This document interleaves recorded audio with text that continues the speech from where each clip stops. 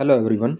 In this video, we will cover best 300 MCQs from the month of March. This is part 1. Let's begin this video. Recently, a new international fund to help protect biodiversity has been launched at the resumed session of 16th Conference of Party to United Nations Convention on Biological Diversity, and it was held in Rome, Italy. Now you have to tell me the name of this fund. So the name of this fund is Kali Fund. Now, what is this 16th Conference of Party to UNCBD? Now, this was held in Cali, Colombia from 21st of October till 1st of November 2024. And it was held to focus on, and the focus of this conference was implementing Kunming-Montreal Global Biodiversity Framework. So to implement Kunming-Montreal Global Biodiversity Framework, this conference was organized in Cali, Colombia. And resumed session of this conference was held in Rome, Italy. Now this resumed session was held to finalize the key decisions. Okay. Now during the resumed session, a fund, that is Kali Fund, was launched. Okay. Now this fund, that is Kali Fund for Fair and Equitable Sharing of Benefits from the Use of Digital Sequence Information on Genetic Sources. So with the use of DSI, this fund was established for fair and equitable sharing of benefits from the use of DSI.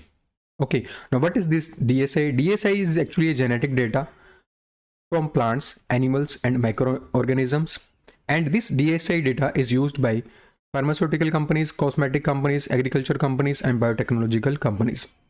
It is used by these companies to develop products. Okay, now for fair and equitable sharing of the benefits of this DSI, this fund, that is Kali Fund, was established during this conference held in Rome, Italy. Okay, so during the resumed session of this conference in Rome, Italy, this Kali Fund was launched. Clear? Now there are three objectives of this fund. Okay, first one is the conservation of biological diversity. Second one is the sustainable use of its components. And third one is fair and equitable sharing of the benefits that are arising from the use of these genetic resources. Okay? So with the help of these genetic resources, what benefits are arising? For fair and equitable sharing of those benefits, this Kali Fund was launched. Okay, now recognizing the role and contribution of the custodian of biodiversity, 50% of the resources of the Kali Fund will be allocated to self-identified needs of indigenous peoples and local communities. Now, disbursement of this fund will also serve to boost the implementation of the framework, that is Kunming-Montreal Global Biodiversity Framework, and the secretariat of this fund will be at the Secretariat of Convention on Biological Diversity. Now this Kali Fund will be hosted by Multi-Partner Trust Fund Office, United Nations Development Program and United Nations Environment Program. So these three organizations will host this fund. Now talking about this Kunming-Montreal Global Biodiversity Framework. Now this was launched during 2022 COP15. So the COP15, which was held in 2022, this CMGBF, that is Kunming-Montreal Global Diversity Framework, this was adopted during this meeting. Okay, now this meeting of 2022 was held in Montreal, Canada.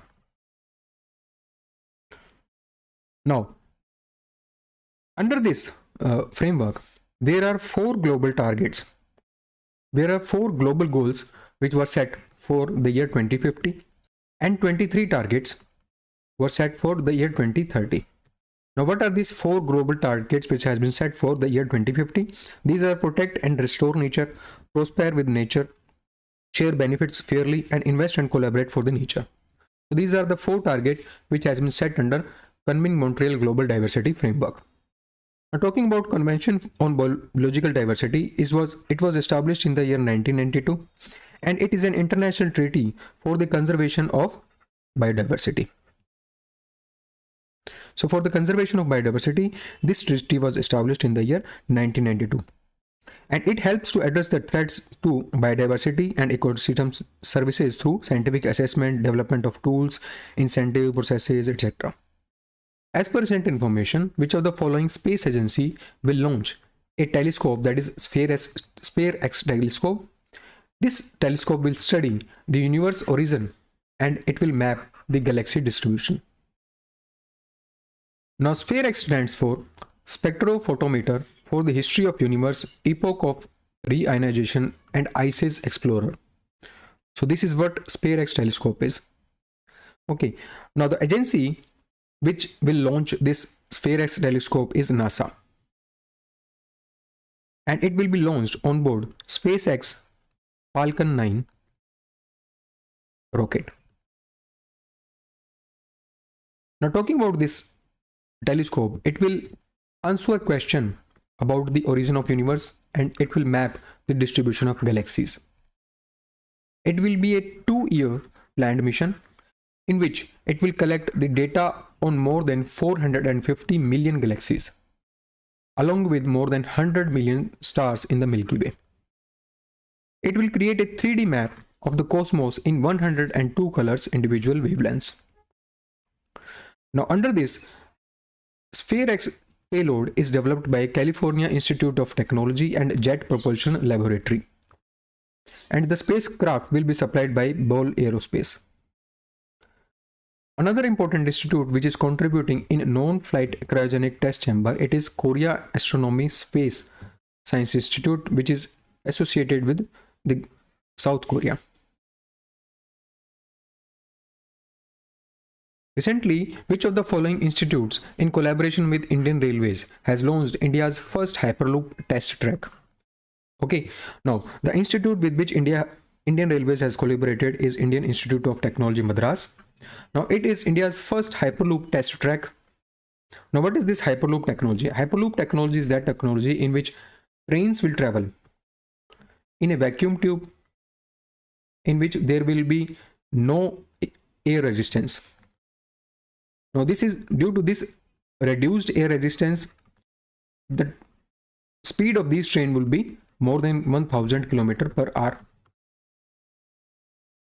Now this facility is a 422 meter long facility on which recently the experiment was done by Indian Railways and IIT Madras. And this project is supported by industry players like Larsen and Toubro Construction based in Mumbai, ArcelorMittal and Hindalco Industries. Now Hyperloop technology works on the principle of magnetic levitations. Now these pods will move inside a vacuum tube and due to minimal frictions, the speed of these pods will be up to 1200 km per hour. Recently, Asia's first international Hyperloop competition was also held at IIT Madras. Now under this competition, 10 teams have participated and these 10 teams included 200 students. They competed to develop Hyperloop technology, innovation in Hyperloop technology. Many companies like Indian Railways, ArcelorMittal, NC's Sai India has cooperated for this competition. Recently, SpaceX has successfully launched moon landing mission which carried Athena, which is a Nova C-class lunar lander. Now this launch is spearheaded by which of the following companies? So recently SpaceX has launched a mission named IM-2 mission, and this mission is associated with the company named Intuitive Machines, which is based in Houston, Texas. It is a space exploration company. Now this mission, that is IM-2 mission, is a crucial part of NASA's Commercial Lunar Payload Services Initiative, that is CLPS initiative. Now under this initiative, NASA hired companies to send smaller robotic landers and rovers to the moon. So the companies who are sending small robotic landers and rovers to the moon, NASA will hire those companies under this initiative. And this IM-2 mission is a part of this initiative. Under this initiative, it will send the Athena's lander, whose destination is Mons Mountain, which is Moon's tallest mountain. Now this mission will also include 2 lunar mobility vehicles, that is Intuitive Machines Micro Nova Hopper and Lunar Outpost Mobile Autonomous Prospecting Platform, that is MAP rover. Now the mission is expected to analyze the lunar soil composition, search for evidence of the water ice with key instruments like Prime 1 suit and laser retro reflector array. Now the mission will also deploy a robot that is named as Grace, and it will explore shadowed craters of the moon. FarmVibes.ai. It is a tool that collects data from soil sensors, drones and satellites to provide farmers with useful insights. Now you have to tell me that this is associated with which of the following companies.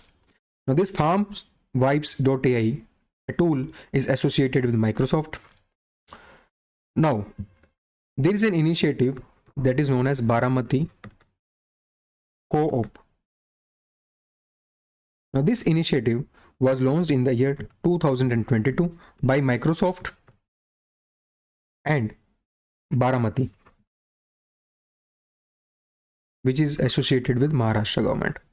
Okay, now these two organizations has launched this agriculture technology project. Okay, now the aim of this project, that is Baramati Co-op, is to use the advanced technology to help farmers improve their yields, reduce cost and environmental impact. Now at the heart of this initiative is FarmVibes.ai, which is a tool that collects data from the soil sensor, drones and satellite to provide information to the farmers. Recently, government has constituted a 6-member committee to revise the norms for providing financial assistance to National Sports Federation. Now this committee would be headed by who among the following? So this committee would be headed by Kunal. Now Kunal is the Joint Secretary of Sports. Okay, now other members are Ritu Pathik, NS Johal, PK Garg and Sahdev Yadav. Now this committee has been constituted to revise the norms for providing financial assistance to National Sports Federation. Now there is a scheme, that is Assistance to National Sports Federation, under which assistance is provided to these federation for doing various activities like providing coaching to the sportsmen, organizing events, conducting camps, etc. Now this scheme is a central sector scheme in which all the funding would be provided by the central government. Nodal Ministry, Ministry of Youth Affairs and Sports. Now under this scheme, government provide assistance to these federations for conducting national championship, international tournaments in India. It provides assistance for participants of national teams in international tournament in India and abroad, organizing coaching camps, providing sports equipment and for engagement of the foreign coaches. Now under this scheme, identified sports person and teams are provided with all requisite facilities like nutritious diet, food supplement, equipment, state-of-the-art infrastructure, sports kit, medical support, etc.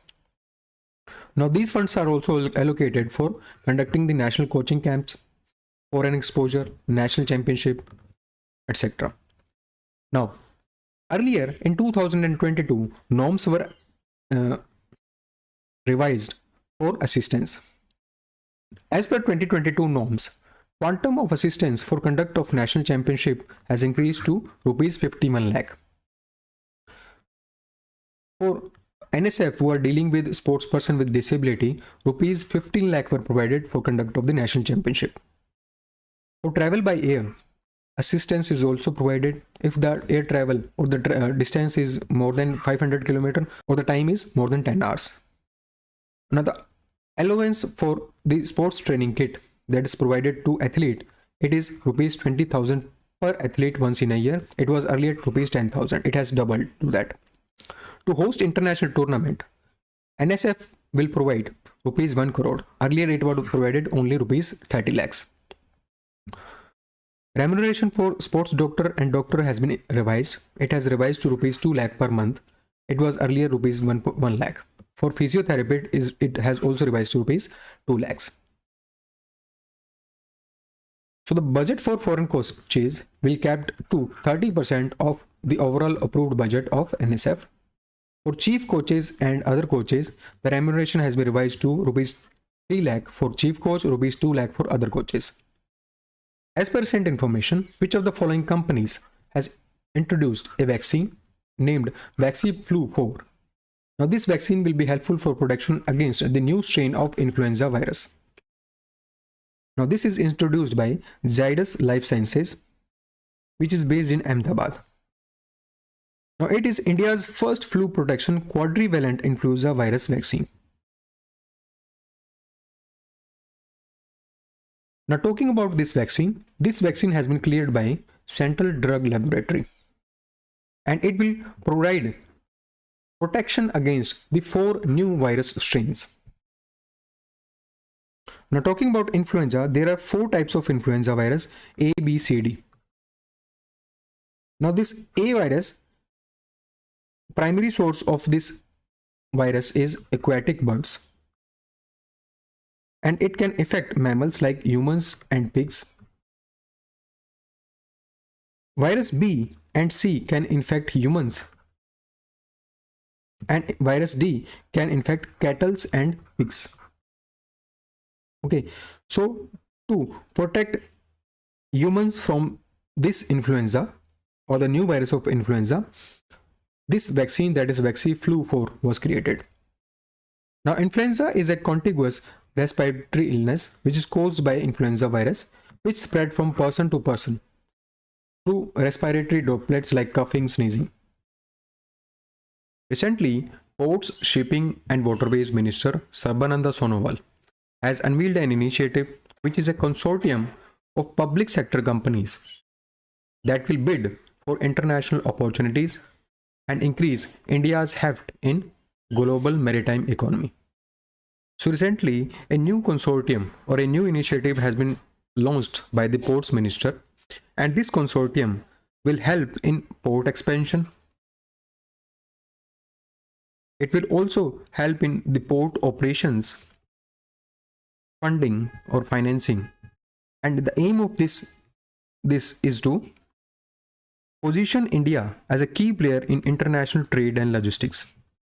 So to position India in international trade and logistics, Ports Minister or the Government of India has launched a consortium, and the name of this consortium is Bharat Global Ports Consortium.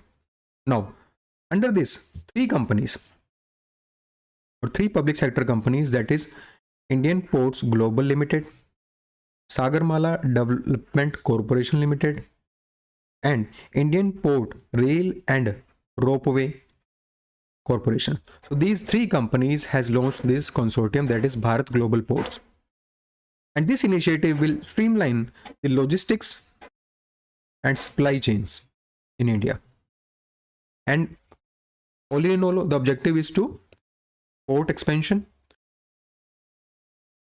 port operations and financing. Now, another important initiative that has been launched by the Ports Minister Sarbananda Sonowal is One Nation, One Port Process.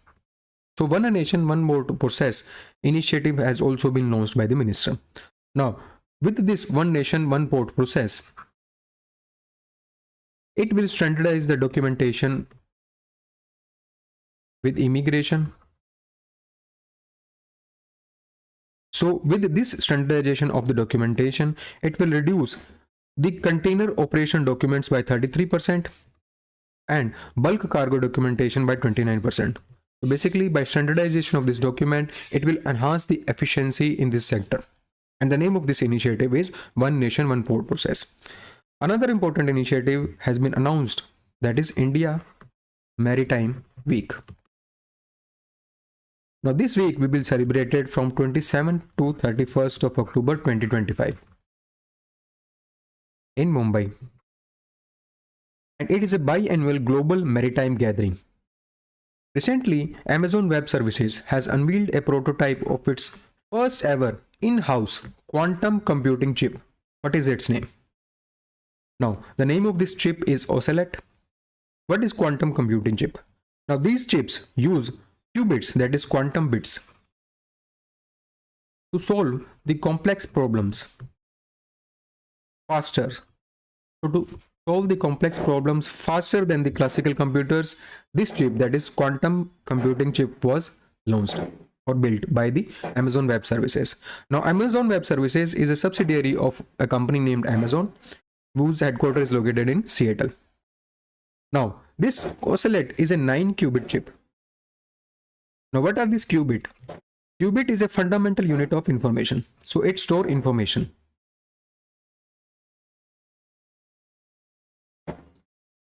Now, talking about Amazon Web Services is a subsidiary of Amazon, and it provides on-demand cloud computing platforms.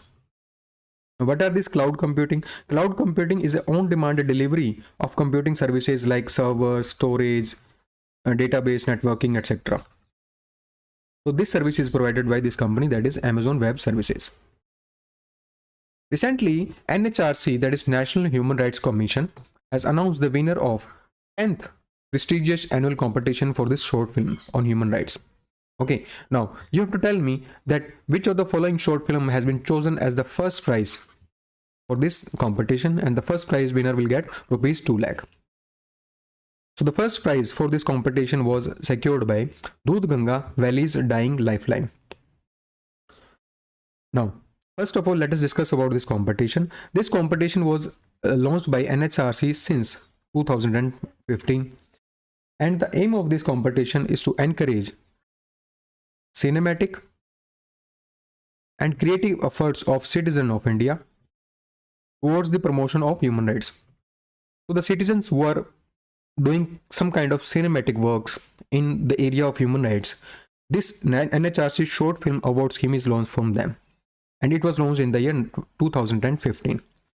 Now, let us discuss about the winners of this competition. The first award is given to Doodh Ganga Valley's Dying Lifeline.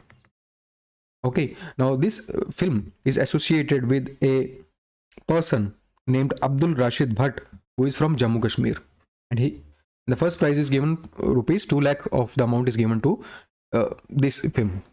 Second award is given to Fight for Rights movie, and it is associated with Andhra Pradesh. Rupees 1.5 lakh is given to that. God is the third film that is associated with Tamil Nadu, and rupees 1 lakh is given for the third prize.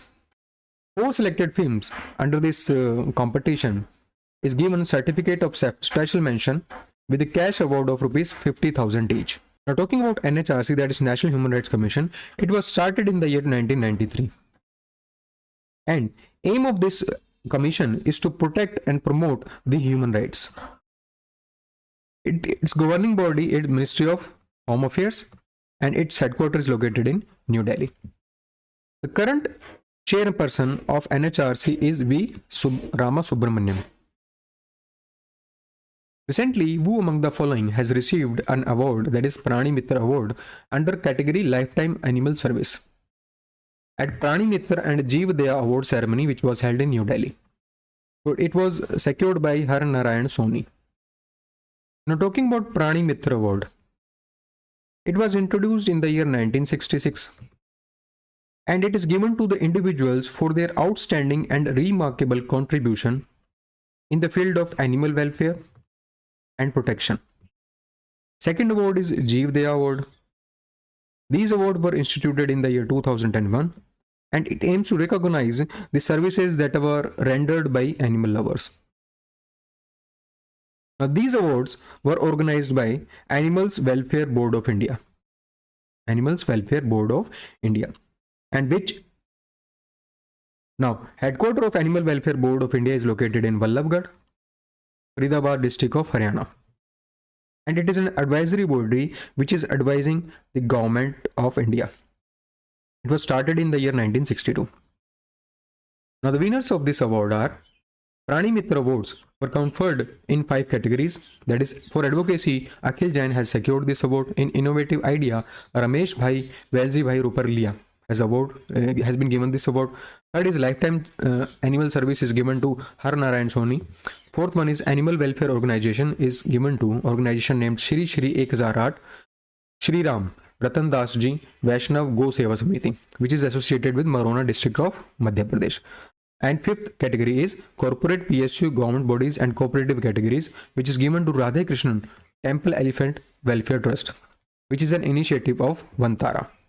Now, Vantara is an rescue center which was started by the Anant Ambani. Okay. Now, talking about Jeev Daya Award, now these are given in 3 categories. For the individual categories, it is given to Nisha Subramaniam Kunju. For animal welfare organization, it is given to Bhagwan Mahavir Pashu Raksha Kendra organization, which is associated with Kutch district of Gujarat. And third one is schools, institution, teachers, children. It is given to Master Chaitanya M. Saxena, who is from Jaipur, Rajasthan, and Master Adi Shah, who is from Mumbai. So these awards were given to these peoples. Recently, US President Donald Trump has introduced a new immigration initiative, and the name is Gold Card. Now, it would allow wealthy foreign investor to purchase a direct pathway to American citizenship. Now, the amount that these wealthy foreigner has to pay for American citizenship is $5 million. This is what the US president has introduced. Now, under this, these foreign investor has to invest $5 million in America to get the American citizenship. And these payments will be the direct payment to US government. Now, under this, the plan of US president is to sell up to 10 million of the gold cards. Earlier, there was a program named EB5 for to get the American citizenship, and now under this EB5 investor visa program, which was introduced in the year 1990, the terms were that if the investor invests $8 lakh in projects in targeted employment area or $1.8 million elsewhere, then they will get the American citizenship. Or another condition was to create at least 10 jobs in US. So this is what EB5 program was, but now gold card has been introduced by President Donald Trump. As per recent information, NASA is set to launch first of its kind solar mission named Punch mission. Now this Punch mission will study the solar atmosphere. Now in the acronym Punch, what does letter P stands for? Now letter P stands for polarimeter, and Punch stands for polarimeter to unify the corona and heliosphere. Okay, now this is the full form of Punch mission. Now this mission is the first mission to image the sun's corona and the outer atmosphere of sun.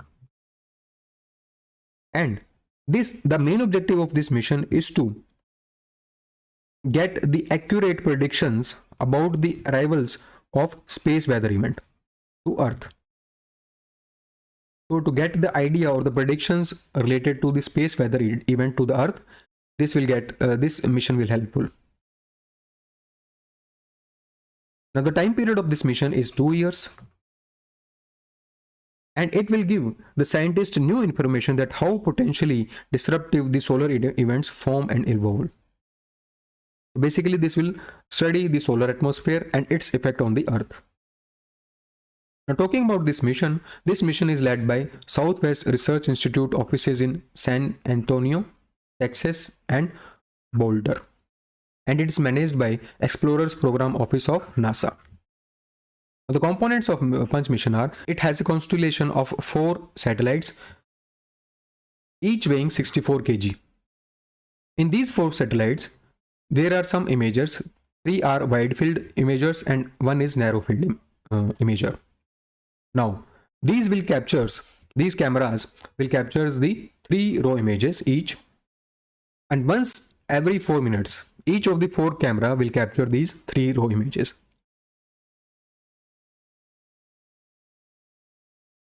As per recent information, who among the following is said to become the next chairman of SEBI? The next chairman of SEBI is Tuhin Kanta Pandey. He has replaced Madhavi Puri Buch, and he has become the 11th chairman of the board. Now talking about SEBI is a regulatory body for securities and commodity market. It was started in the year 1988 and its headquarters is located in Mumbai. Another information related to SEBI is recently it has launched a portal named iSpot. iSpot stands for Integrated SEBI Portal for Technical Glitches. Now, the technical glitches which are reported by the stock exchange or the other market infrastructure institution, they can submit report on that technical glitches on this platform that is named as iSport platform. Recently, an Indian Navy crew has arrived at St. Petersburg, Russia, to prepare for commissioning a ship which is India's last imported warship. Now, this will be India's last imported warship. Now, actually, India is working on designing and constructing its own warship indigenously. Now, this will be the last imported warship, named INS Tamal. And this is the stealth frigate which is under construction in Russia. Under an agreement signed between both countries, India and Russia, in 2016, there are 4 ships that was to be built by these. Now, 2 ships out of this will be imported from Russia, and 2 will be built by Indian company named Goa Shipyard Limited. And Tamal is second of these 4 ships. Okay, the name of this deal or the name of this project is Project 11356. Now, the first ship before this is INS Tushil. Second one is INS Tamal. Who among the following has authored a book titled Shooting Straight, a military biography of Lieutenant General Rustam K. Nanavati? Now, this book is authored by Arjun Subramaniam. Okay, now this book is a biography of Lieutenant General Rustam K. Nanavati. Recently, NASA's Lunar Trailblazer orbiter, which was launched by SpaceX, it has aimed to launch. Now, it was launched with an aim to locate water on Moon's surface. Now, you have to tell me that this spacecraft is built by which of the following companies? So, this spacecraft is built by a company named Lockheed Martin. Now, this satellite was the secondary payload on board on the rocket. The primary one was related to the intuitive machines.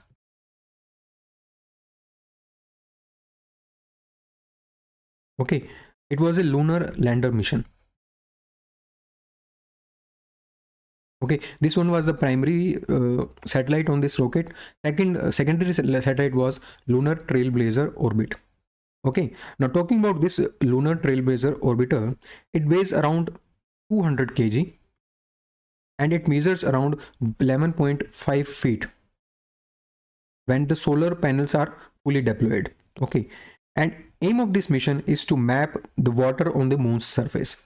So to locate the water on the Moon's surface, this Lunar Trailblazer orbiter was launched. Okay, now it is this Lunar Trailblazer is scheduled to perform a series of moons flyby. So it will move around the moon many times and eventually it will reach a height of or an altitude of 100 km on the moon. And it will collect the high resolution images through this. Okay, to determine the form, distribution and abundance of water on the moon surface. Now the instruments which are related to this orbiter are, there are 2 instruments actually. First one is LTM, that is Lunar Thermal Mapper, which will measure the temperature of the moon or the lunar surface. Second one is HVM3, which stands for High Resolution Volatile and Minerals Moon Mapper. HVM3. As per recently released report named World's Busiest Airport in 2025, Indira Gandhi International Airport, which is based in New Delhi, has been ranked at which place in the top 10 busiest airports globally? So India's Indira Gandhi International Airport based in New Delhi has been ranked at 8th place in this report. Now this report is released by the firm named OAG, that is Official Airline Guide, and its headquarters is located in Luton, England. These rankings are calculated based on the total airline capacity,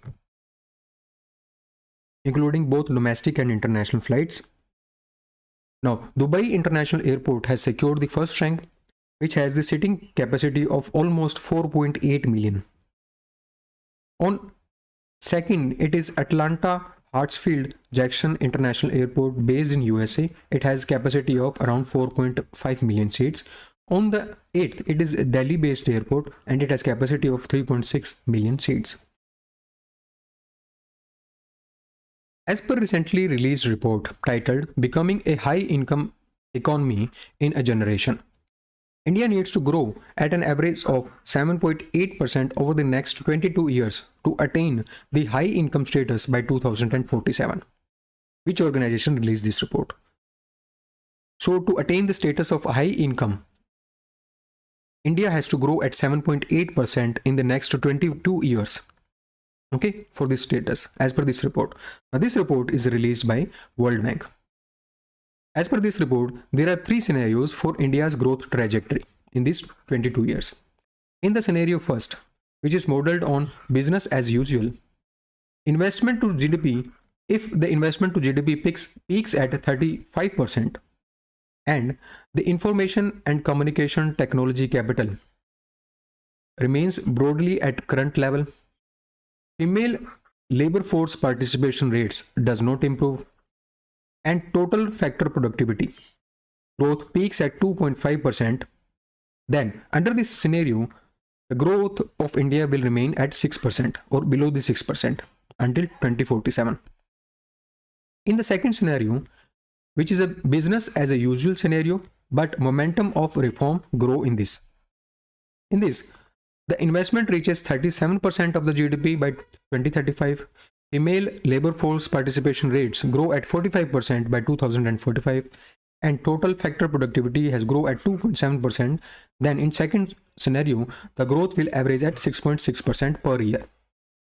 And in the third scenario, that is accelerated reforms, the investment reaches 40% of GDP by 2035.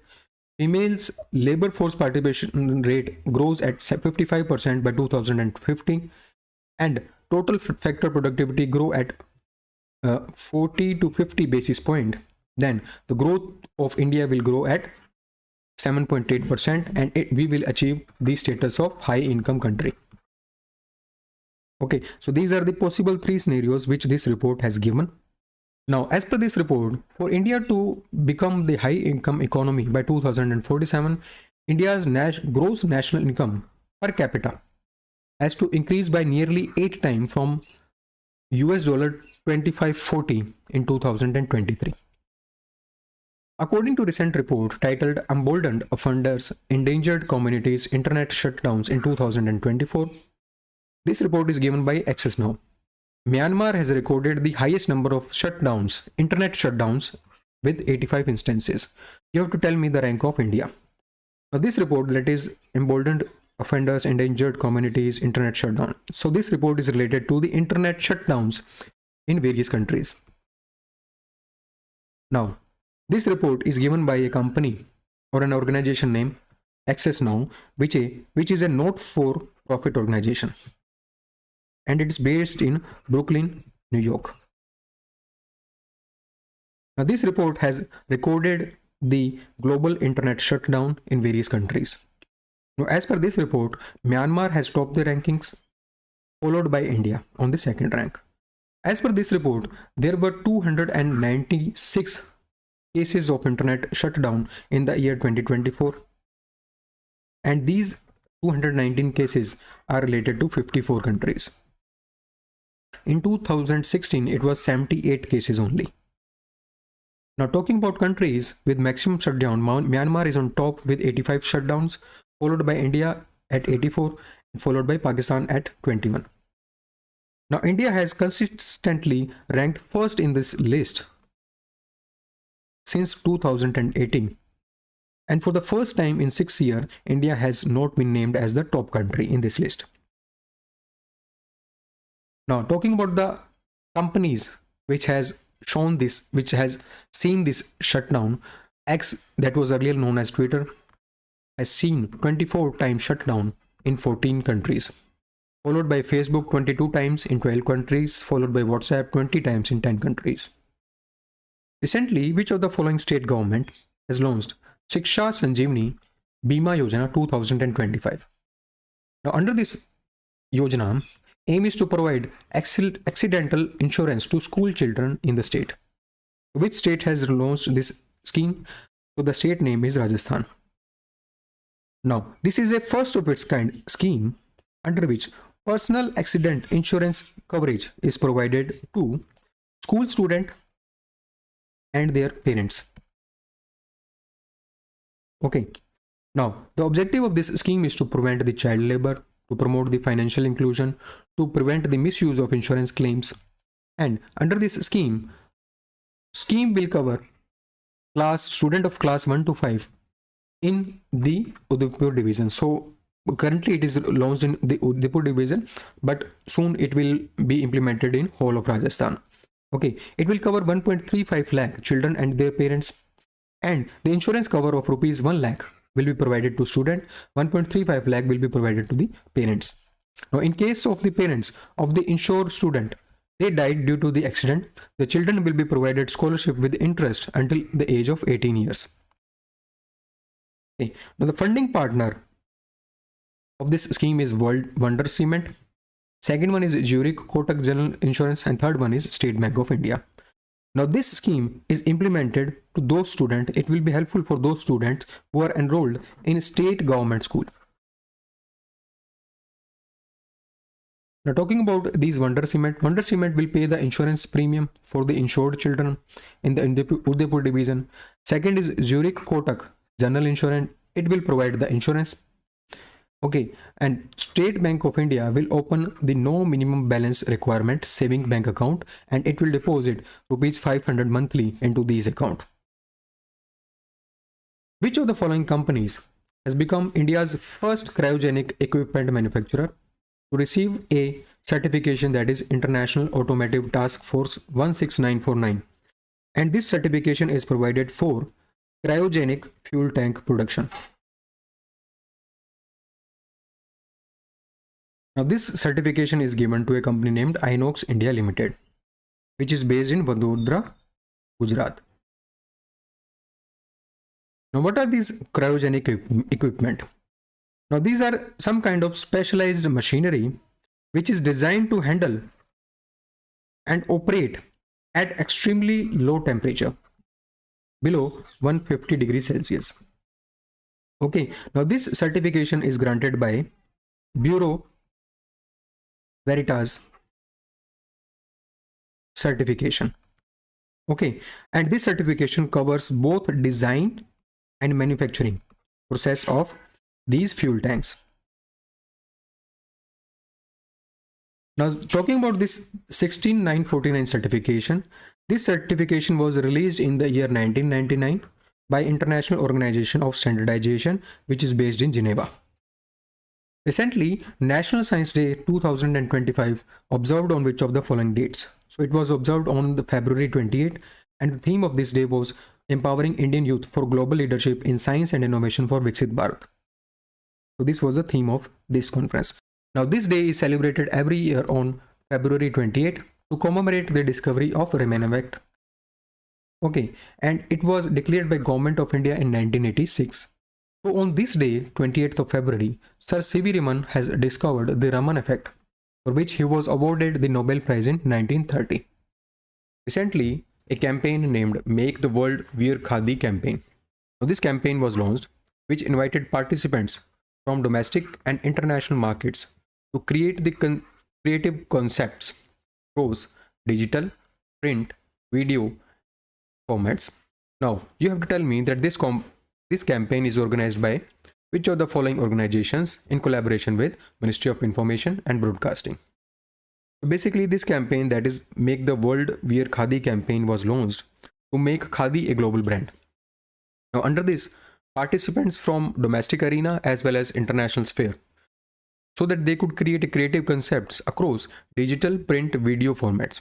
This campaign was organized by Advertising Agencies Association of India in collaboration with Ministry of Information and Broadcasting.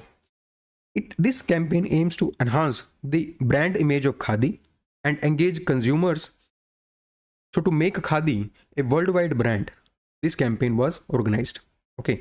Now, under this campaign, there were many requirements like one print ad, one outdoor hoarding, and one digital or social media ad. So this was the requirement of this campaign. Now, talking about Advertising Agencies Association of India, it is a national organization of advertising agencies which was formed in the year 1945. Its headquarters is located in Mumbai. Recently, which of the following teams has won first prize in a challenge, that is Himashield 2024 Grand Challenge, which was organized by STUDYIQ Thiruvananthapuram, Kerala. Okay, so STUDYIQ Thiruvananthapuram, Kerala has organized a campaign named Himashield 2024 Grand Challenge. Now, this challenge was launched to tackle the growing threat of glacier lake outburst floods. So, to develop cutting-edge solutions for monitoring the glacier lakes, to design the early warning systems, to implement the effective engineering measures to mitigate the flood risk of these glacial lake outburst floods, this challenge was organized.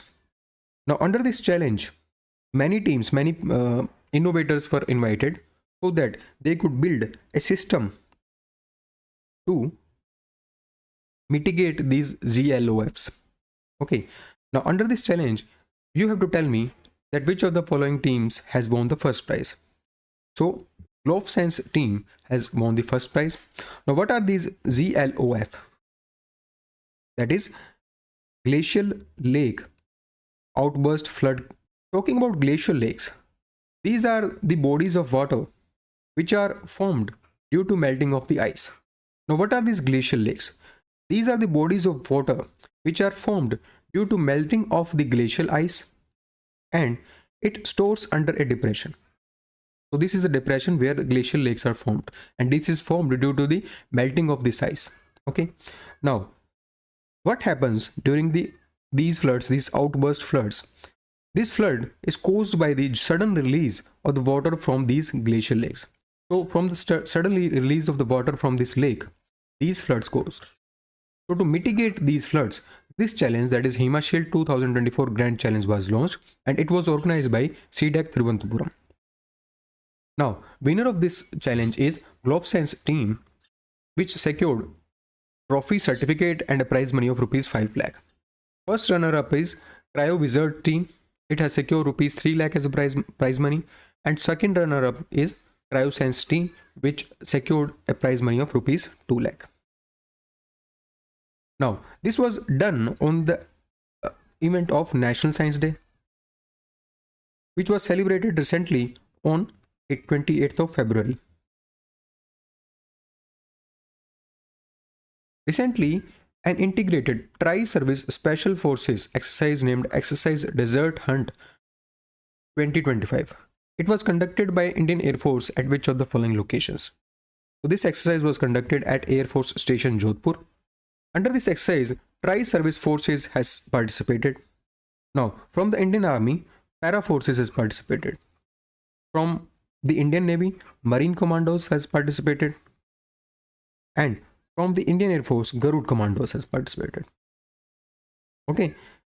So, to enhance the interoperability, coordination and synergy, this exercise was conducted in Air Force Station, Jodhpur. Recently, a report has been released. 12th edition of this report has been released. Report name is Annual State of India's Environment Report 2025. Now, this report highlights that human activities have introduced 1,40,000 new chemicals into the environment. Now, you have to tell me that this report is released by which of the following organization? So, this report is released by Center for Science and Environment in collaboration with Down to Earth. Now, this Center for Science and Environment is a not-for-profit public interest research organization, and it is based in New Delhi. Down to Earth is a fortnightly magazine which is published in New Delhi. Okay, so these two organizations has released this report, and the first key highlight, important highlight, is that as per this, human activities has introduced 1,40,000 new chemicals into the environment. Another important highlights are that is every year 220 billion tons of chemicals are released in the environment. Okay, out of which 65 kilogram of the cancer causing substance are released per second. So every second 65 kg of the cancer causing substance are released in the environment. As per this report, in 2019, chemicals in the environment has accounted for 2 million deaths.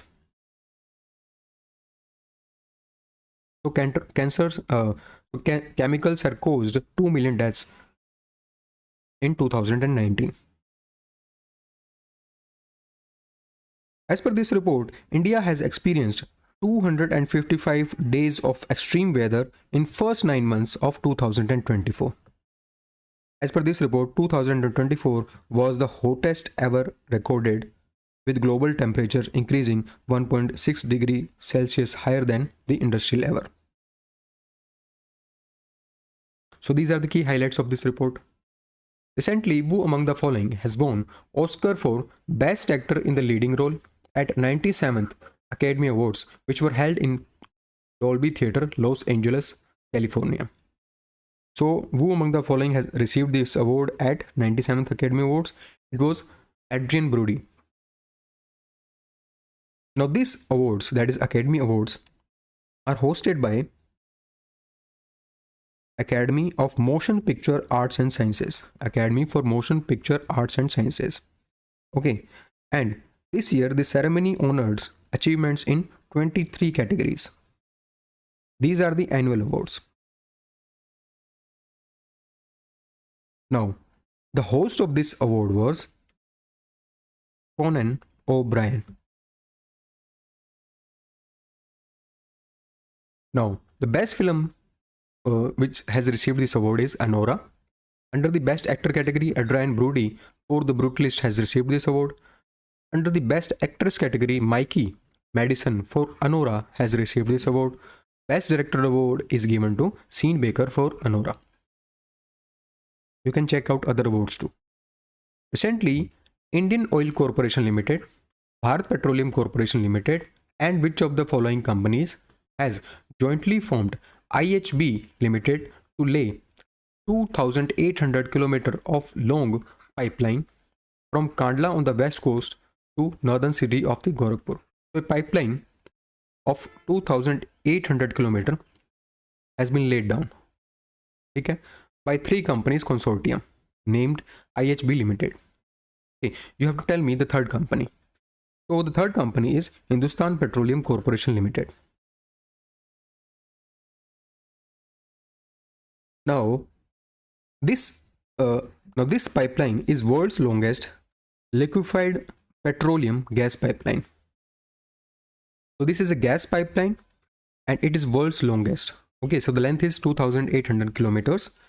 And what is IHB? IHB Limited is a joint venture companies of 3 companies. First one is IOCL, Indian Oil Corporation Limited, Bharat Petroleum Corporation Limited, and third one is Hindustan Petroleum Corporation Limited. So this is a joint venture companies of these 3 companies.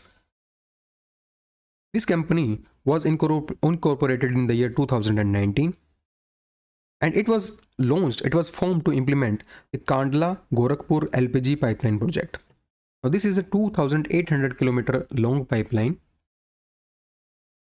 in which it will be in Gujarat, it will be 176 kilometer. Second state is Madhya Pradesh and it has 621 kilometers of this pipeline. Third one is UP. It consists of 1,108 kilometers of this pipeline. Okay, now the investment. Now this pipeline has the investment. It will be constructed with an investment of rupees 10,088 crore rupees. Now the pipeline will source LPG from many terminals like Kandla, Dahej, Pipavav, and also from the 2 refineries, that is Koyali and Bina.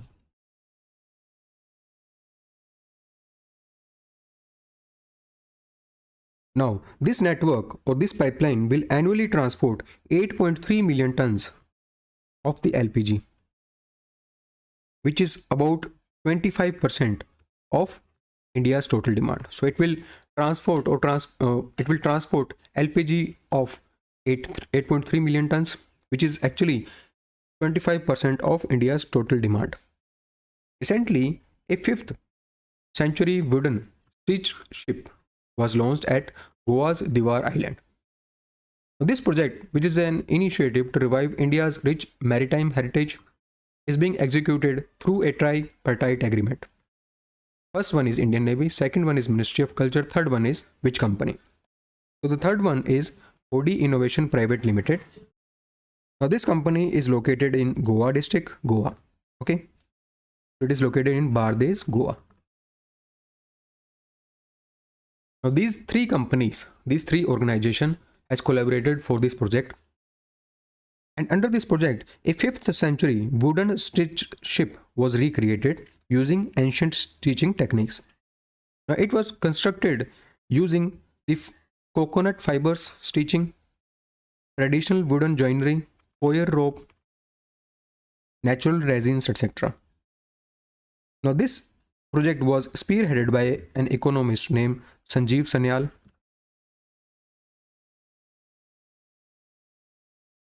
And it was led by Babu Sankaran. Now Babu Sankaran is an expert in stitching ship construction. Now the keel of this ship, here is the picture of this ship. Keel of this ship is formed from Mati, which is a Goa's straight tree.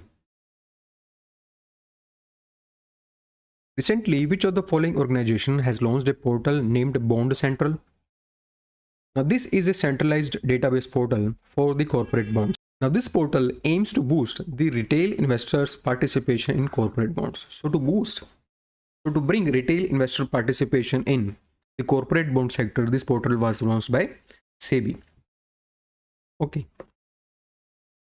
Now what is this corporate bonds? Corporate bonds are those debt securities which are issued by corporations. Now these are issued to raise money for many purposes like paying bills for the business of growth of the business, etc. So to raise money, corporation issues these corporate bonds. Now the investor which are paying for these corporate bonds, what they will get? They will get pre-established number of interest payment. And when the bond expires or reaches the maturity, then they will get back their original investment.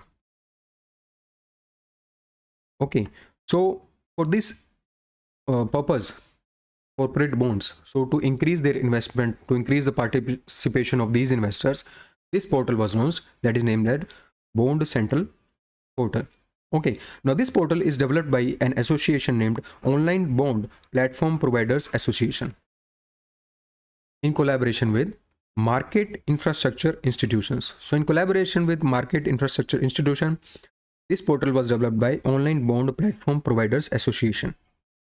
Okay, now this platform will provide the comprehensive bond listings. It will compare the corporate bond prices with GSECs, that is government securities. It will offer information to investors. It will also provide information related to bond documents, etc. Okay, now SEBI has launched this portal. Now recently, 11th chairman of SEBI has been appointed, and name of new SEBI chairman is Tuhin Kanta Pandey. He has replaced Madhvi Puri Buch. Recently, Indira Gandhi National Center for the Arts, in collaboration with Satyarthi Movement for Global Compassion, has hosted a literary discussion on Diya Salai. Now this Diya Salai is an autobiography of which of the following individuals? So this Diya Salai is an autobiography of Kailash Satyarthi. And Kailash Satyarthi is an Indian social reformer who is campaigning against the child labor and universal right to education. He received Nobel Peace Prize in the year 2014 along with Malala Yousafzai. And this book is an autobiography of Kailash Satyarthi, on which a literary discussion was held by Indira Gandhi National Center for Arts. Now this Indira Gandhi National Center for Arts is a premier government funded arts organization which is under Ministry of Culture. It was started in the year 1985. Recently, central government has elevated the status of IRCTC from Miniratan first to Navratan. Now with this, IRCT has become which Navratan among the CPSEs? So IRCTC has become the 25th Navratan company of India. IRFC, that is Indian Railway Finance Corporation Limited, has become the 26th Navratan company in India. So these two companies their status has been elevated to Navratan. Now what are the benefits of this status? Now, with this status, these CPSEs can invest up to rupees 1000 crore or 15% of their net worth in a single project without any government approval. So without any government approval, they can invest rupees 1000 crore or 15% of their net worth in a single project. So this is the first benefit. Second benefit is there is a flexibility to these companies to expand their operations and explore new business opportunities. They have also the independence to form the joint ventures. So they can also form the joint ventures. Okay, so these are the important benefits given to Navratan companies. Now, as per this, around there are 14 Maharatans in India and 26 Navratan in India. So by becoming this, there are 26 Navratan in India. When we talk about IRCTC, it provides services in ticketing, catering, and tourism services, and it was started in the year 1999. It comes under Ministry of Railways and its headquarters is located in New Delhi. When we talk about IRFC, it is engaged in raising financial sources for expansion of railways. Okay, and it comes under Ministry of Railways and it was started in the year 1986 and its headquarters is located in New Delhi. 24th Navratan was NHPC Limited and 23rd was Solar Energy Corporation of India. Recently, China has launched two satellites. First one is Sway Gaozing 103 and second one was Sway Gaozing 104. So these are the two satellites which has been launched by China, and these satellites are launched to collect data for management of natural resources, city construction planning, and other commercial operations. Now you have to tell me that these two satellites are developed by which organization? So these are developed by Shanghai Academy of Space Technology. Now this rocket on which these two satellites, that is Long March 2C, this rocket was launched from Jiquan Satellite Launch Center, which is based in northwest China. Now these two satellites are high resolution optical imager. Okay, and they will the aim of this is to collect data related to natural resources, city construction planning. This was the successful 561st flight mission of the Long March carrier rocket. Now these satellites are operated by Beijing-based company named China Surveying and Mapping Technology Corporation Limited, okay, which works under China Aerospace Science and Technology Corporation. And these satellites are developed by Shanghai-based company named Shanghai Academy of Space Technology. Now, these satellites are a part of constellation named SuperView constellation. Okay, it is also known as China Sea New Generation Commercial Remote Sensing Satellite System. Now, this constellation consists of 9 satellites, which provides high-quality data support for precision mapping services. As per recently released report named Population Status of River Dolphin in India 2024, which of the following states has recorded the highest number of dolphins in India? So this report has calculated the number of dolphins in India. Uttar Pradesh, as per this report, Uttar Pradesh has recorded the highest number of dolphins. Now, as per this report, there are 6,327 dolphins in India, out of which 6,324 were found in Ganges River Dolphin and 3 were found in Indus River Dolphin System. Now, this survey was conducted between the year 2021 to 2023. This survey covered 8,406 km long stretch of Ganga and Brahmaputra river basin. Now this stretch also include 101 kilometer of Beas river system.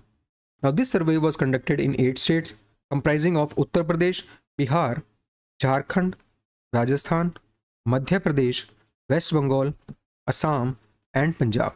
So these are the 8 states in which this survey was conducted. Now as per this report, Uttar Pradesh has highest number of dolphin population. It has 2,397 dolphin population. Bihar has 2,220 dolphins. Jharkhand has 162. Rajasthan and Madhya Pradesh collectively has 95. West Bengal has 815. Assam has 635 and Punjab has 3.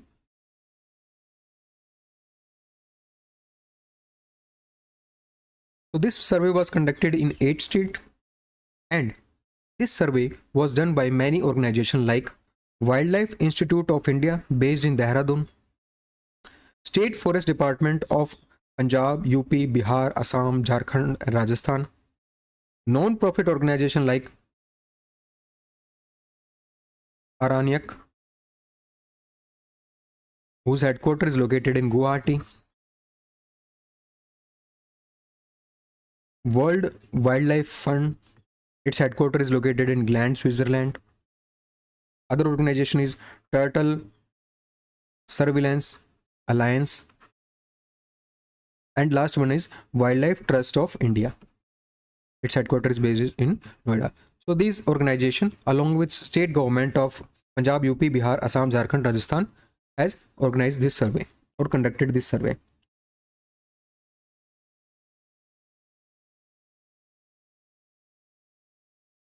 Recently, which of the following companies Blue Ghost lunar lander carrying 10 NASA payloads has successfully landed on Moon's Mare Crisium region? Now this marks a significant milestone in space exploration. So this lunar lander named Blue Ghost is associated with a company named Firefly Aerospace. Now this mission was launched on 15th of January 2025 and it carried 10 NASA payload with itself, and it is a part of an initiative of NASA, that is Commercial Lunar Payload Services. Now this is a part of this mission. Now this program, that is CLPS program, is a NASA program which hire companies to send small robotic landers and rovers on the moon. So it hire companies to send small rovers and robotic landers on the moon. Okay, so under this Blue Ghost lunar lander has been sent by Firefly Aerospace. Now this lander will study the heat flow from moon's interior. It will collect data on moon's magnetic and electric fields. One of the major objectives of this is to capture HD images of a total eclipse when the earth blocks sun above moon's horizon. So these are the few experiments this lunar lander will do on the moon. Now this mission or this lander will operate on the moon for 14 days. 14 days, 14 earth days. Uttar Pradesh government has claimed that recently concluded Mahakumbh has led to development of 5 spiritual corridors which are connecting Prayagraj to different regions of the state. Which one of the following is not one among them? So Prayagraj, Varanasi, Chitrakoot, it is not one of these corridors. 5 corridors are: first one is Prayagraj, Vindhyachal, Kashi corridor. Now these are these corridors are those corridors where pilgrims who have visited the Mahakumbh, they are also visiting these places. Okay, that's why these 5 corridor has been developed in UP. Now first is Prayagraj, Vindhyachal, Kashi corridor. These corridor allow devotees to travel from Prayagraj to Vindhyachal Devi Dham and then to Kashi. So this is a route related to both Shakti Peeth as well as Lord Shiva. Now second corridor is Prayagraj, Ayodhya, Gorakhpur corridor. Now it connects sites related to Lord Ram and Gorakhnath tradition. Third one is Prayagraj, Lucknow, Naimishwaranya corridor. Now this Naimisharanya Dham is considered a meditation site of 88,000 sages, and it is located in Sitapur district of UP.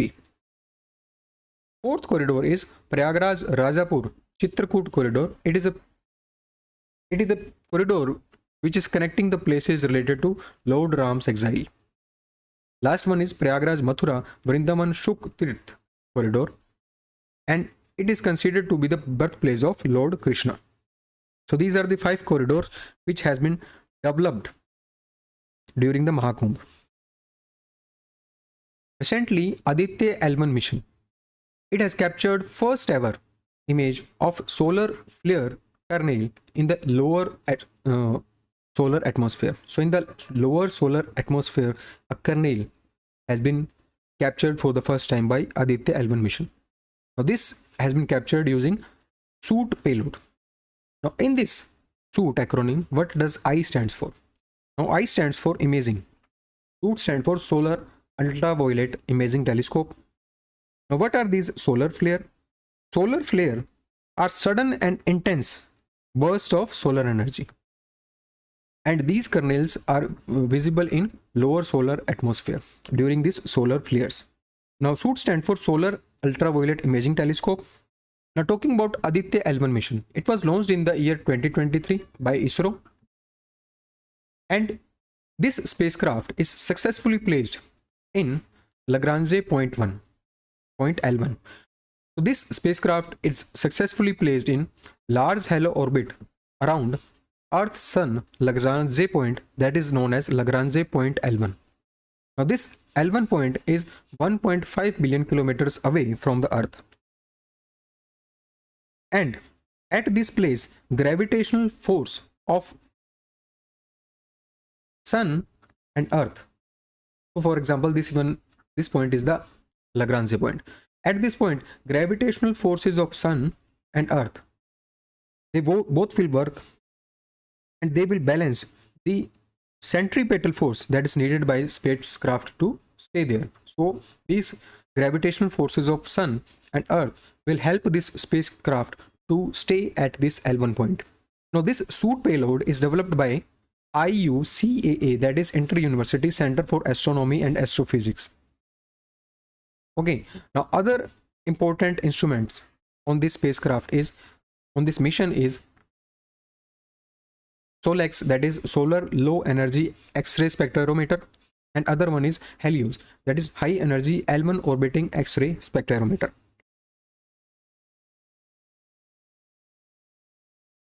Recently, Kota District Administration, it has introduced a series of reform under Kota Cares initiative.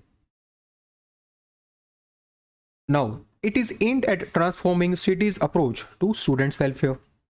Now, as per these guidelines, under the initiative, hostel can charge maintenance fee of what amount from the student. They can charge around rupees 2,000 per year as a maintenance fee from the students. Now, talking about Kota Cares initiative, it was launched by Kota District Administration along with coaching institute, hostel associations, and local communities. So these all organizations has launched this Kota Cares initiative. This initiative was launched in the year 2024, and aim of this initiative is to improve the student welfare.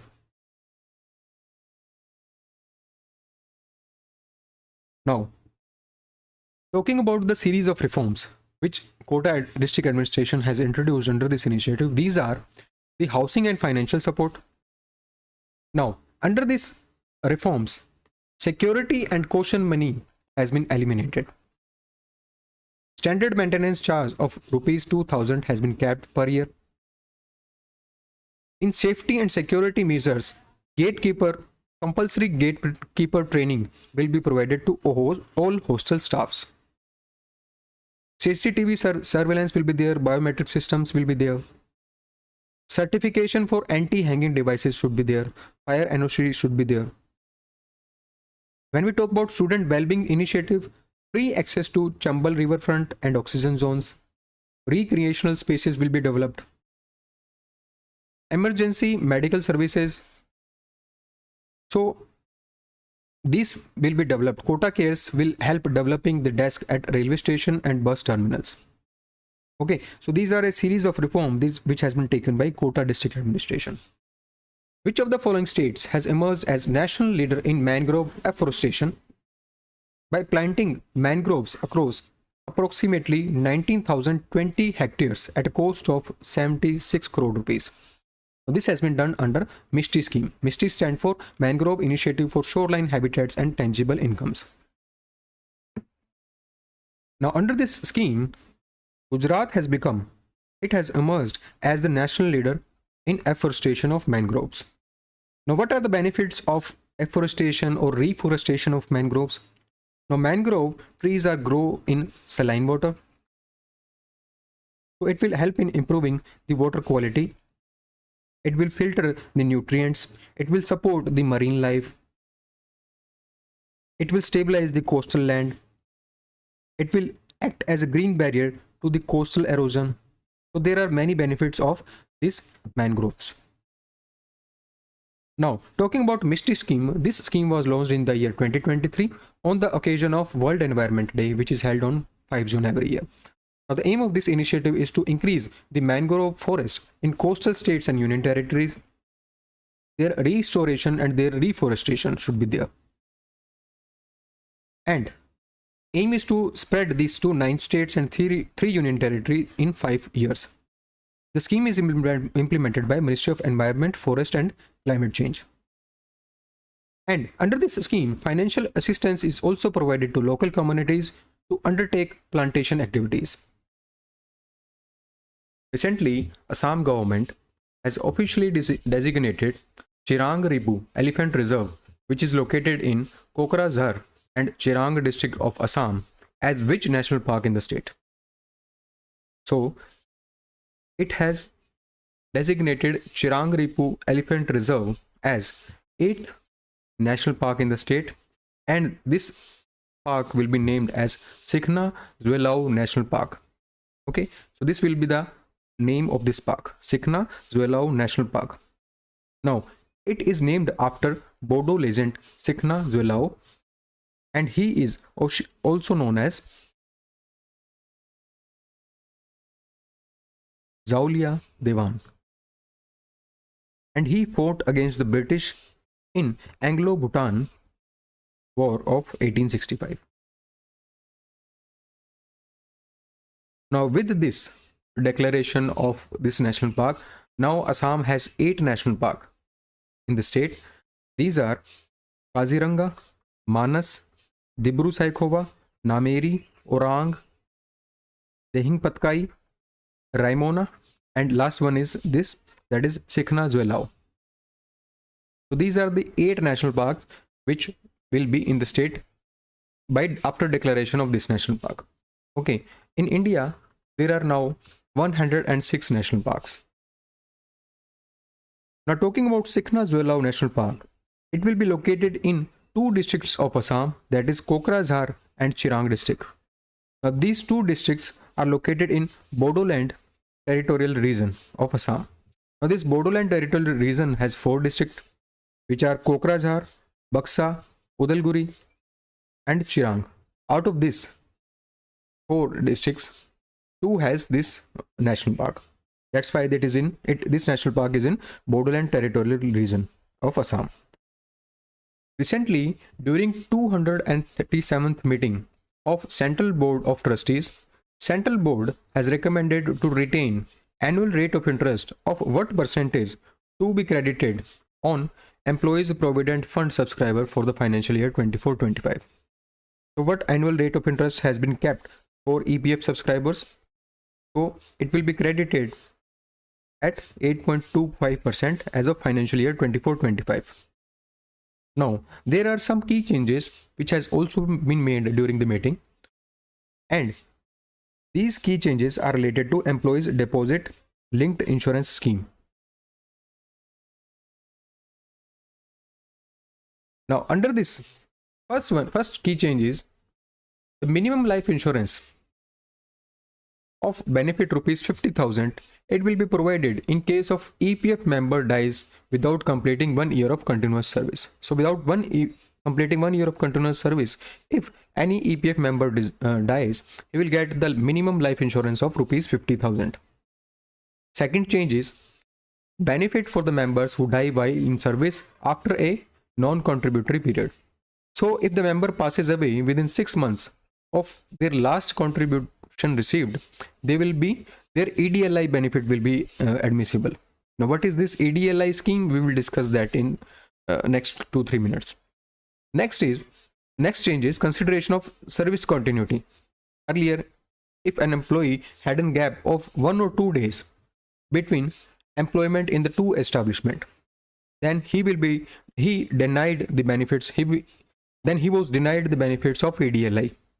Okay, but now under the new modification, this gap has been raised to up to 2 months. Now, what is this employee linked insurance scheme? Now, what is this employees deposit linked insurance scheme? Now, it is an insurance cover which is provided by EPFO for private sector salaried employees. So, for private sector salaried employees, EPFO provide insurance cover under this scheme. Now, this scheme was launched in the year 1976. And under this scheme, registered nominee will get lump sum payment in the event of death of the person. So, when an employee dies, his nominee will get some lump sum payment under this scheme. Now, as per this scheme, the benefits were enhanced. Minimum benefits were rupees 2.5 lakh and maximum are rupees 7 lakh. Now, additionally, the government has relaxed the requirement of continuous service for 12 months. Okay. Now, the EDLI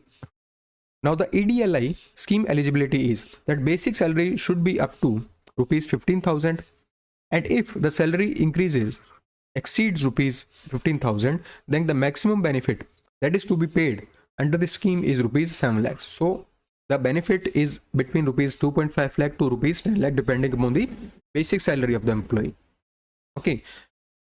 The employees organization should have more than 20 employees to opt for this scheme. So these are the basic eligibility condition under this EDLI scheme. Pradhan Mantri Shram Yogi Manadhan Yojana. Now, it is a voluntary and contributory pension scheme which was launched by Government of India to provide social security to persons who are working in an unorganized sector. Now, this scheme ensures a minimum monthly pension of what amount after the age of 60 years. So after the age of 60 years, minimum monthly pensions of rupees 3,000 will be provided to the persons who are working in unorganized sector under this Pradhan Mantri Shram Yogi Manadhan Yojana scheme. Clear? Now, under this scheme, one important eligibility condition is that the monthly income of that worker should be up to rupees 15,000. Okay. Now, these unorganized workers are mostly engaged in home-based work, street vendor, midday meals, head loaders, brick kiln workers, cobblers, etc. So these are the unorganized sectors in which these workers are working. Now, this scheme was introduced in Interim Budget 2019, and this scheme is administered by Ministry of Labour and Employment in collaboration with Life Insurance Corporation of India, that is LIC, and Common Services Center E-Governance Services India Limited. So this is an special purpose vehicle. Okay, Common Services Center E-Governance Services India Limited. LIC will be the pension fund manager. It will be responsible for the pension payout. Okay, so these three organizations are administering this scheme. Now, under the scheme, a minimum assured pension of rupees 3,000 will be provided per month after the age of 60 years. In this scheme, there should be a contribution. Now, contribution varies. Now, this contribution, which is to be paid by the employer and the government on 1:1 basis. For example, if the person or the worker is providing rupees 100 as a contribution monthly in this scheme, then 100 rupees will also be provided by the government. Okay, so it is a contributory scheme depending upon the age of the worker. So for example, if the worker is uh, contributing from the age of 18 years, then his contribution will only be rupees 55. When he enters at the age of 40 years, his contribution will raise to 200. Okay, now talking about this scheme, then this scheme is a voluntary scheme, and under this scheme, the age requirement is between 18 to 40 years. So person who are between the age of 18 to 14-year age, they can participate in this scheme. Their monthly income should be less than or equal to 15,000 rupees. And there is an exclusion criteria that these people should not be covered under EPF, Employees State Insurance Corporation, ESIC, and National Pension Scheme. Okay, they will not be provided the benefit of this scheme. Next one is they should not be income taxpayers. Now under this scheme, there are some criteria for the exit. For example, if the employees exit or the worker exit the scheme before 10 years, then his contributed amount will be refunded with saving bank interest rate. Okay, if he contributes after 10 years but before the age of 60 years, then his contribution along with accumulated interest earned by fund or the saving bank interest rate, whichever is the higher, he will be given that. Okay, so his contribution plus the interest that is earned by the fund or the saving bank interest rate. And if the worker die before the age of 60 years or due to any permanent disability that is caused by the accident, the spouse can continue this scheme. Also, they can withdraw the contributed amount with interest which is actually earned by the fund or at the saving bank rate interest, whichever is higher. Next is death after 60 years, then the spouse will receive 50% of the pension as a family pension, and after the death of subscriber and his or her spouse, the entire corpus will be credited back to the fund. Okay, so these are the conditions in case of any event happens with the worker. Recently, Ministry of Panchayati Raj has launched a campaign that is Sashakt Panchayat Netri Abhiyan. Now, it was launched at a landmark national workshop of women elected representative of Panchayati Raj institution at which of the following locations. So it was launched at New Delhi. Why this campaign has been launched? So this campaign has been launched to strengthen women elected representative of Panchayati Raj institution. So to strengthen women elected representative of Panchayati Raj institution, this Abhiyan or this campaign, that is Sashakt Bharat Netri Abhiyan, has been launched. Now under this campaign, focus is to sharpen the leadership acumen of these women leaders. Second one is to enhance their decision making capabilities. Third one is to reinforce their role in grassroots governance.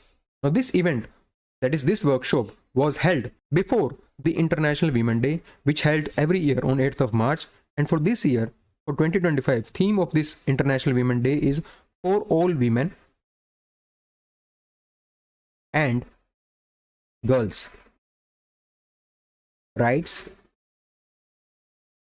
equality and empowerment. So this was the theme of this International Women Day. National Women Day is celebrated every year on 13th of February. Recently, Prime Minister Narendra Modi has inaugurated Vantara, which is an animal rescue, conservation and rehabilitation center. Now, this has been inaugurated at which of the following places? Now this Vantara, a rehabilitation center, has been inaugurated at Jamnagar, Gujarat. And this rehabilitation center is established by Reliance Industries and Reliance Foundation. And it spans on 3,000 acres of land. This initiative is initiated by Anant Ambani. And the center is home to over 2,000 animals across 43 species. Now, this facility is equipped with some modern technologies like ICU, MRI, CT scan, ICU, MRI, CT scan, ultrasound, endoscopy, etc. Recently, Vantara has received Prani Mitra National Awards in corporate category. So this reward is given to Vantara recently by Animal Welfare Board of India. Recently, first ever World Peace Center has been inaugurated at which of the following locations in India? So first ever World Peace Center is inaugurated at Gurugram, Haryana.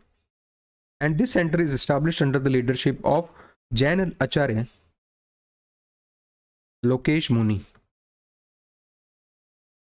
and with the efforts of Ahimsa Vishwa Bharati, which is an association based in New Delhi. Now, the objective of this World Peace Center is to develop some traits, okay, like character building of children, building sanskar in children, empowering women and making them self-reliant, awakening the human inner powers. There will be some meditation classes, yoga classes, peace education training program in this center. Recently, which of the following companies has launched first ever trials of hydrogen powered heavy duty trucks in New Delhi? Okay, to mark a significant step towards sustainable long distance cargo transportation. So for the cargo transportation, first ever trial of hydrogen powered heavy duty trucks has been happened in New Delhi. So company name is Tata Motors. Tata Motors has launched these trials. Okay, so under the National Green Hydrogen Mission, Ministry of New and Renewable Energy has funded this initiative or this project. Now, this trial phase will span around 24 months and it will involves deployment of 16 vehicles. Now, these vehicles will have operational range of 300 to 500 kilometers. Recently, which of the following municipal corporations has become India's first local body to include climate chapter in its budget, allocating 5,619 crore rupees for climate action? So, India's first local body which has included the climate chapter in its budget is Ahmedabad Municipal Corporation. And under this, rupees 5,619 crore rupees has been allocated for the climate action. So, the total budget of Ahmedabad Municipal Corporation is rupees 15,502 crore rupees, out of which this amount has been allocated for the climate action. Now, the outlay will be used to implement a net zero climate resilience city action plan. Government of India has approved what amount for Arunachal Frontier Highway project, which is first road project in India to be sanctioned at this large scale. So at very large scale, this project, that is Arunachal Frontier Highway project, has been approved by Government of India. At what amount? So the amount is rupees 42,000 crore. Now this project is a part of Act East policy, which seeks to expand regions' air, rail and road networks while improving connection with the Southeast Asia. This highway will be 1,637 km long, and the effort will be led by Border Road Organization in collaboration with National Highway and Infrastructure Development Corporation Limited, headquartered Delhi. So these two organizations will be leading this effort. This highway will be 1,637 km long, and this highway will be officially notified as National Highway 913 or Bomdila Vijayanagar Highway. Now this highway will connect Mago Thingbu in Tawang district to Vijayanagar in Changlang district. Okay, these two places will be connected by this highway, and this highway will traverse 12 districts along the India-China border. Recently, which of the following companies has announced plans to develop world's first combination vaccine, which is targeting both typhoid fever and shigellosis? So this vaccine will be targeting two diseases, and it will be the world's first combination vaccine. Which of the following companies has announced plans to launch this vaccine? So, company named Zydus Life Sciences Limited, which is based in Ahmedabad, Gujarat, has announced the plans for this vaccine. Now, this has received the financial backing from a foundation named Bill and Melinda Gates Foundation, which is based in Seattle, Washington. So it has provided the financial vaccines for this vaccine. Now this vaccine aims to protect children under the age of 5 years against these two deadly diseases, that is typhoid fever and shigellosis. Now this shigellosis is an infection of the intestine which is caused by Shigella bacteria. Recently, United Nations World Wildlife Day 2025 has been observed on which of the following dates? So this was observed on 3rd of March, and theme of this day is Wildlife Conservation Finance, Investing in People and Planet. And first ever World Wildlife Day is observed on 3rd of March 2014. Recently, Barda Dungar Sanctuary has been announced as second habitat of Asiatic lion under project, that is Project Lion. Now you have to tell me that this sanctuary is located in which of the following states? This is the second habitat for Asiatic lions under the Project Lion, and this sanctuary is located in Gujarat. Which one is the first one? First one is Gir National Park, which is located in Junagadh district of Gujarat. Now this Barda Dungar Sanctuary is located in Porbandar district of Gujarat.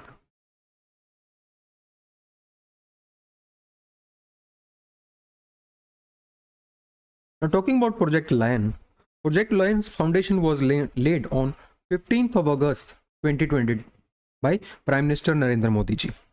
Now this project is a 10-year project to ensure the well-being of Asiatic lions, and the total budget of this project is 2,927 crore rupees. So this is the total budget of this project. Now talking about the Asiatic lions, their scientific name is Panthera leo persica, and as per recent data from 2020, lion population in India is 674. Recently, India has launched a multi-nation alliance named C3, which is a city-to-city collaboration, knowledge sharing and private sector partnership, which is aimed at sustainable urban development. For sustainable urban development, an initiative named C3 has been launched by India for city-to-city collaboration, knowledge sharing and private sector partnership. Now you have to tell me, what does C3 stands for? Now this C3 stands for Cities Coalition for Circularity. Now a forum was held in Jaipur, that is 12th Regional 3R and Circular Economy Forum in Asia and Pacific. Now this forum was held in Jaipur, Rajasthan, and this was organized by Ministry of Housing and Urban Affairs in collaboration with United Nations Center for Regional Development and Institute for Global Environmental Strategies. So these three organizations has organized this forum. Theme of this forum was realizing circular societies towards achieving SDGs and carbon neutrality in Asia Pacific. So this was the theme of this forum. And there was a declaration named Jaipur Declaration. It was released on the conclusion of this forum. So during this forum, this initiative, that is C3 initiative, was launched by India. Now talking about Jaipur Declaration, Jaipur Declaration is a non-binding commitment that will guide next 10 years of efforts towards resource efficiency and sustainable urban growth. Recently, during the 7th meeting of National Board for Wildlife at Gir National Park, Prime Minister of India Narendra Modi ji has announced setting up of a Center of Excellence for Human-Wildlife Conflict Management at which of the following location? So this Center of Excellence will be set up at which of the following locations? It will set up at Salim Ali Center for Ornithology and Natural History, which is based in Coimbatore. Now during this meeting, many initiatives has been announced, and these key announcements are Great Indian Bustard Conservation. So a plan to conserve the Great Indian Bustard will be announced. Second one is for Ghadial Conservation, an initiative will be launched. For a Center for Human Wildlife Conflict will be has also been announced by the Prime Minister Narendra Modi ji, and this center will be set up at SACON, that is Salim Ali Center for Ornithology and Natural History, based in Coimbatore, Tamil Nadu, and it is a campus of Wildlife Institute of India. Now, under this Center of Excellence, two institute or two organizations will collaborate for human wildlife conflict. First one is Wildlife Institute of India, and second one is BISAG-N, that is Bhaskaracharya National Institute for Space Application and Geoinformatics. Another important announcement is he has laid the foundation stone of National Referral Center for Wildlife in Junagadh. Now, this is a hub for wildlife health and disease management. Now, government has announced Project Cheetah's expansion to Gandhi Sagar Wildlife Sanctuary based in Madhya Pradesh and Bunny Grassland based in Gujarat. So, Project Cheetahs has also been expanded to these sanctuaries. Now, talking about National Board for Wildlife, it was constituted under Wildlife Protection Act of 1972, and it is an apex body for wildlife conservation and development. Recently, Red Horns Division of Army and Indian Air Force has conducted a 2-day joint exercise named Yuddh Kaushal at which of the following locations. So, this exercise Yuddh Kaushal has been organized at Meghalaya, and the name place is Umroi Military Station. Now, this exercise was conducted between Army and Indian Air Force to demonstrate the operational capabilities. Now, the exercise also integrated some academia like IIT Guwahati and civil defense industry. Recently, US President Donald Trump has announced the establishment of United States Crypto Strategic Reserve. Now, this reserve will include 5 major cryptocurrencies. You have to tell me that which of the following is not one among them. So, Tether is not one among them. These 5 cryptocurrencies are Bitcoin, Ethereum, Ripple, Solana, and Cardano. So, these are the 5 cryptocurrencies for which United States President has launched a reserve named Crypto Strategic Reserve. Now, the idea behind this reserve is to enhance the legitimacy and acceptance of cryptocurrency. Recently, governments of 4 countries have launched a 5-year project. Now, this project has been launched to assess and address the transboundary threats to the biodiversity of Lake Tanganyika Basin. Which of the following country is not part of this initiative? So, 4 countries has launched a project named Lake Tanganyika Basin Project.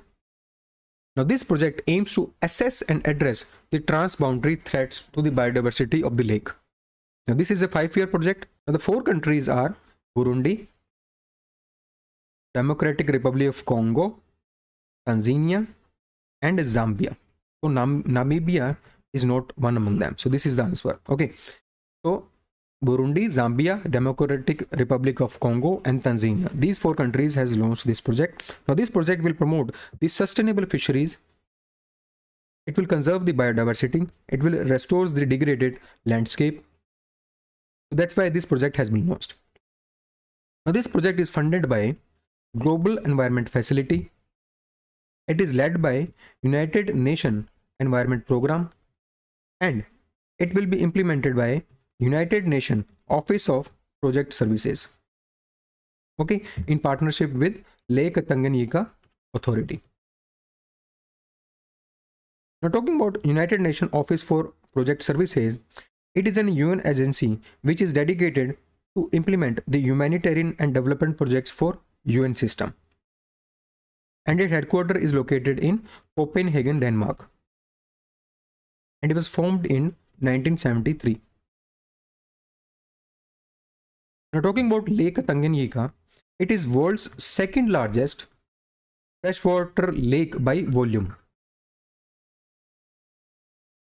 and it is shared among 4 countries named Tanzania, Burundi, Zambia, and Democratic Republic of Congo.